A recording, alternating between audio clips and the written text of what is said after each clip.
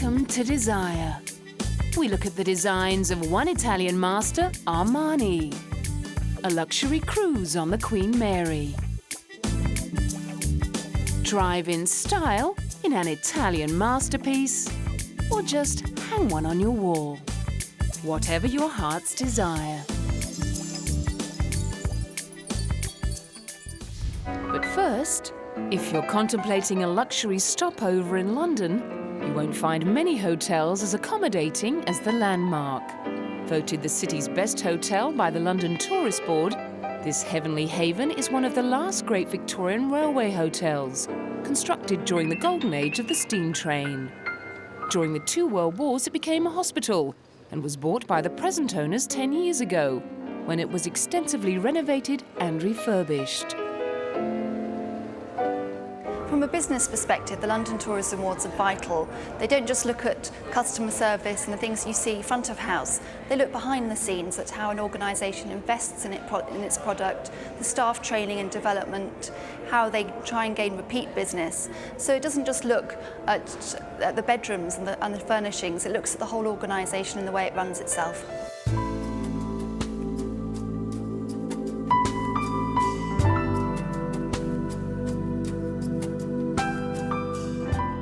General Manager Francis Green says the multi-million-pound investment programme has paid off.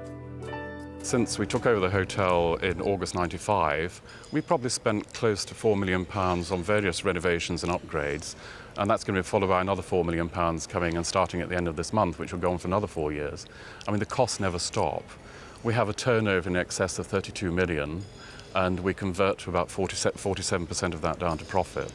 The bulk of our business is corporate individual travel, which represents about 54% of our business. And of course, such quality doesn't come cheaply. Rooms start from £265 a night. The presidential suite is over £1,200 per night, but you do get the most up-to-date fax machine. During your stay in the bustling metropolis, you might want to take time out to savour the sweet aroma of English perfumery Penhaligon's in Covent Garden. Steeped in tradition, Penhaligon's made a name for itself way back in the 1870s, as the creator of luxury perfumes and bathing products for the more discerning ladies and gentlemen of Victorian England. Today, it's most famous for producing one of Princess Diana's favourite scents, Bluebell, and it still produces quality scents, soaps and talcum powders to the same traditional recipes. Products perfumed with traditional scents such as violet, Elizabethan rose and lily of the valley are sold for anything between £6 and £125. Penhaligon's is unique. It's English. It's very, very luxurious and special in its packaging and design. We've always taken an approach that people would find us because ultimately people love something that's very unique and very special. And we have a global market of people who are fascinated and very, very loyal to Penhaligon's and will travel the ends of the earth to find it. Sticking to the 19th century blends which made the company successful 100 years ago is not a bad business strategy, but it can make a company look old-fashioned and out of date, which is why Penhaligon's has been careful to keep adding new products to its portfolio, a philosophy which has given the company a new generation of clients. While we want to hang on to our tradition of service, we're introducing a whole new range of fragrances that will appeal to a younger generation. The younger people still appreciate what we have to offer, but they want something that's much more appealing to their lifestyle, and that's what we hope to offer them. And if you can't get to London, don't despair. Michelle Stewart's mission for the future is to take Penhaligon's scents to the rest of the world. The company has plans to open more shops in the United States, the Far East, Russia and Europe.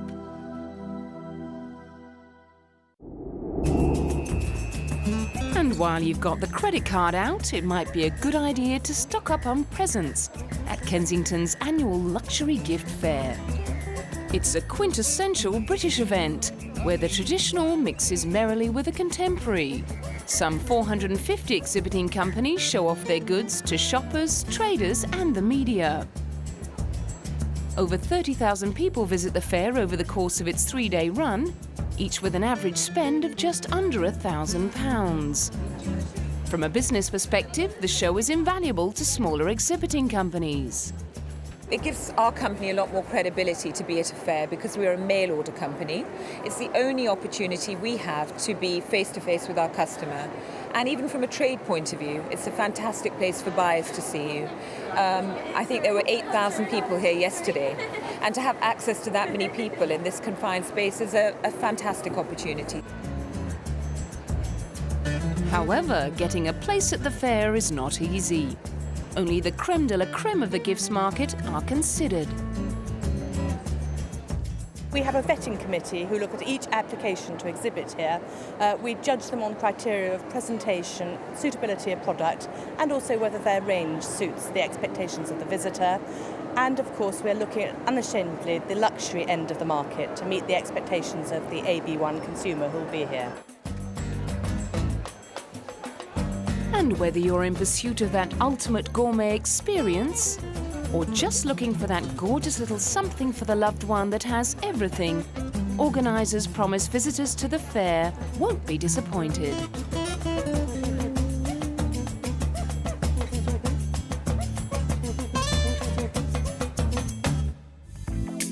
Coming up, Giorgio Armani.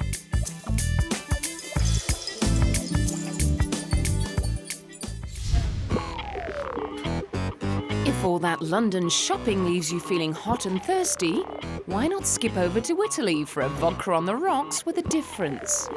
Based on the Ice Hotel in Sweden, Milan's Freeze Box offers a corner of Lapland near the Mediterranean, with ice glasses, an ice bar, ice tables, an ice sofa, even ice lights.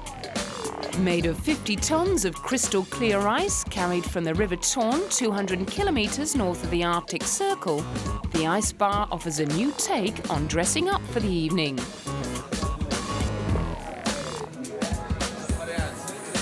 The refrigerated room is kept at -5 degrees Celsius, and visitors will only be allowed to stay in for half an hour. Partly to let as many people come through the bar as possible, and partly to avoid frostbite. You know, this is pure ice, directly from the river. We are harvesting this ice in March every year, February, March. And then we are making such blocks or ice glasses from real ice from Torne River. After 6 months, it will be time to rebuild the bar from ice already in storage in Milan, and more blocks will then have to be harvested from Lapland. The ice will be worn away over the months as people touch the ice and their breath starts to melt the thick, clear blocks. Some ice has been already brought here in Milano and is being kept in a big store, and some other will come. And the nice part of it is that we can design it completely new every single time. And so we can put our ideas, we can put our style, and we can also have some Italian stylist or designer to help us in doing this. While Milan's fashion crowd see going out for a drink as an opportunity to dress up, all of that goes out of the window as they are clad in thermal hooded capes with fleece gloves attached. As guests grab their vodka cocktails in square ice glasses, waitress Mia Nilsson compares Milan's coolest night spot to the one in Sweden. It's much alike, but the one in Stockholm is smaller, and this was the first one, so we tried a lot of things there, so it's a little bit different. Although she confesses, guests reaching for their square glasses do have one concern. If they're going to stick to the glass, but they're not. And while sipping their cool drinks, visitors can pull up the hood of their capes and pretend to be somewhere in the Arctic instead of on the streets of Europe's most desirable city. Well, I can look out and see the roofs and the streets of Milan, but I feel like this evening I'm well and truly in Lapland.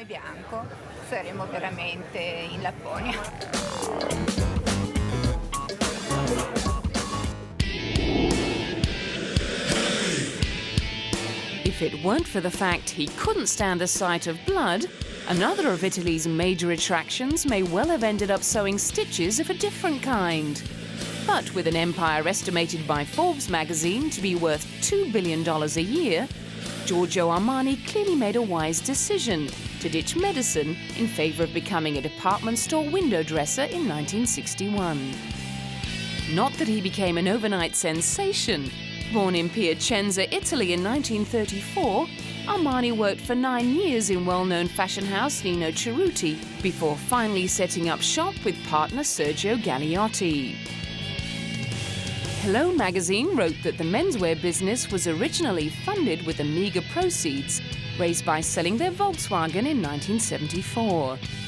Tired of seeing men dressing in the same uniform way, a trend he describes as the Mao syndrome, Armani quickly established a new standard of understated elegance and easy-fit garments, fashioning haute couture's very first unlined jacket. He translated this relaxed style into an androgynous label for women in 1975. He's never been a fan of the extravagance often put on by other designers during fashion shows, and his clothes are famous for eliminating the superfluous to emphasize elegance and comfort.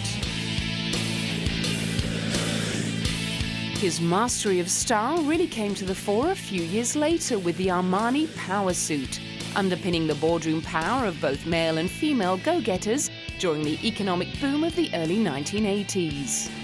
Giorgio Armani became the first fashion designer to appear on the cover of Time magazine since Christian Dior.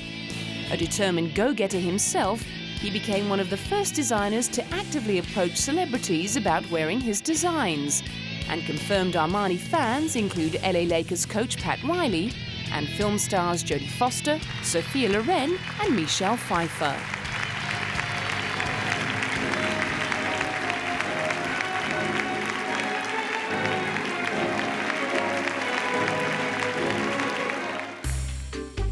At a recent Armani retrospective at the Royal Academy of Arts in London, more than 500 of his garments were on display, many of which started life on the red carpet at the Oscars or in one of the many films and stage productions Armani has designed the costumes for. His impressive list of film credits include gangster classic The Untouchables, along with Cadillac Man, Stealing Beauty, Ransom and The Comfort of Strangers. He set a trend with Eddie Murphy's famous suit in 48 Hours, although he takes a dim view of the current passion for fads. Now everything is a trend, everything is mixed. Not even creators have a personality. Trend kills creativity, it kills personal research. If one has the gift to be creative, then one has the right and the duty to be creative and show it. It's what I've always been trying to do.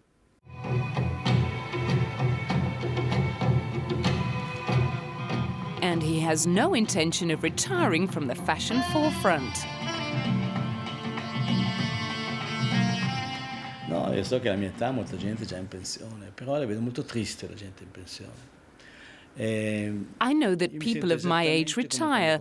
I see retired people as very sad. I feel exactly as I did when I started. I've something left, because I have some more years. I'm more detached from things, more mature. My enthusiasm is the same every time as it was for my first collection. Now it's even worse, because then I could afford to make mistakes. If I go wrong today, everyone will be on me. Some are there waiting for it. It looks like they may be waiting for quite a while longer.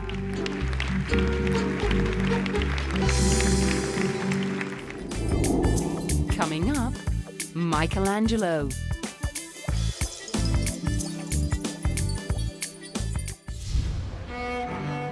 From the finest haute couture of one Italian master to the priceless artwork of another. A record-breaking Michelangelo exhibition is giving a rare insight into the drawings the artist didn't want anyone to see. Michelangelo drawings closer to the master is the first Michelangelo exhibit at the British Museum in 30 years and has attracted almost 11,000 advance bookings. The display features 90 drawings by the Italian Renaissance sculptor, painter, poet and architect from collections in the British Museum, the Ashmolean Museum in Oxford and the Taylor Museum in Holland. It includes a collection of thumbnail sketches and red chalk studies which reveal the genesis of the painting of the Sistine Chapel roof in the Vatican Palace. Also on display are black and white chalk studies for the Last Judgment on the altar wall of the Sistine Chapel, architectural drawings for the Basilica of St. Peter's, and the drawings of the Crucifixion, which changed in style as Michelangelo reached the end of his own life. Well, he did have, Michelangelo had a very, very long career. We know that he was working as an apprentice at the age of 12, and he was working until right at the end of his life when he was 88. And he did all sorts, he was a painter, he was a sculptor, he was an architect, and as you say, he was a poet. And you see all those, the thing that links all of those except for poetry is drawing. He before he began to paint, to sculpt, to think about designing a building, he would do that on paper. Drawing was central to everything he did. Born in Tuscany in 1475, Michelangelo was the best documented artist of the 16th century. Despite his low opinion of painting, he created two of the most influential fresco paintings in Western art, on the ceiling and altar wall of the Sistine Chapel in Rome. Chapman pointed out Michelangelo himself would not have wanted people to see the technical work that went into his final masterpieces. I think he wants you to go and look at his finished work and not realize the labor that went into it. But I think looking at his drawings, you come away with a hugely enhanced appreciation of Michelangelo's genius. So I think in that respect he was wrong.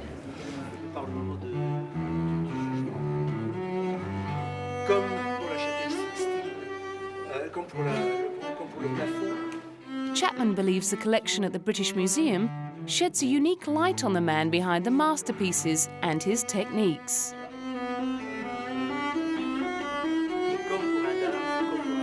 Between 1500 and 1504, Michelangelo sculpted David, which was to become the most recognizable statue in history, as well as an international symbol of strength and youthful human beauty. I think you do gain an understanding about Michelangelo by looking at his drawings. You get an idea that how amazingly hard-working he is, how driven he is. He's not somebody who's going to accept the mediocre. He's always going to keep on working and refining and working out ideas on paper until he's reached a satisfactory conclusion. And the other thing that we see is a really great religious artist. Michelangelo was somebody who really believed in heaven, believed in hell, and that gives his religious art an incredible power. Working right up until his death at the age of 88, Michelangelo spent the last few years of his life making a number of drawings of the Crucifixion, writing much of his finest poetry, as well as carving the Pieta, which was originally intended for his own tomb.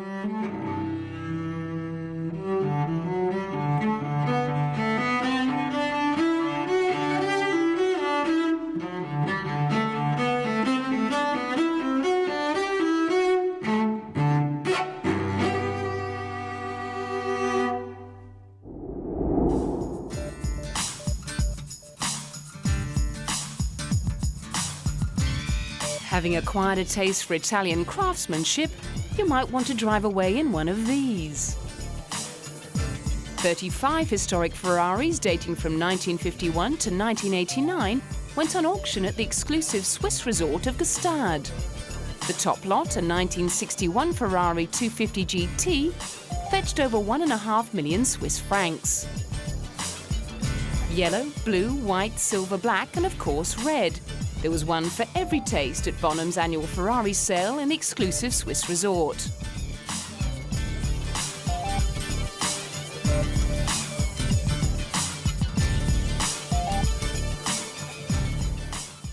Should we say 475? 475 is bid at 475. 1,475,000 against you now, so another 25. Bonham's Europe's fourth Ferrari sale took over $5 million. 1475. 1,475,000. It's going away, sir. The nicest, the quickest of these you'll find. 1475, proven race history. And selling now. If there's no better bid, it's against you. We're selling the car. Are you all done? No more? The Queen Mary II may no longer reign as the world's largest cruise ship, but it still wears the crown when it comes to luxury. Relaunched in 2003 after a £550 million overhaul, Cunard's prize superliner spends most of the year ferrying guests between Southampton in England and New York. It stretches 345 metres in length. That's more than 40 metres longer than the Eiffel Tower and weighs 3 times the weight of the Titanic. There's space aboard for more than 2,600 passengers, with almost 1 crew member for every 2 guests. The vessel's 17 decks include 5 swimming pools, sweeping staircases, a grand ballroom, a 360-degree promenade deck, and a host of luxury shops. There's a theatre as well as a cinema. There's a casino, and there's an art gallery with £3 million worth of works on display for purchase.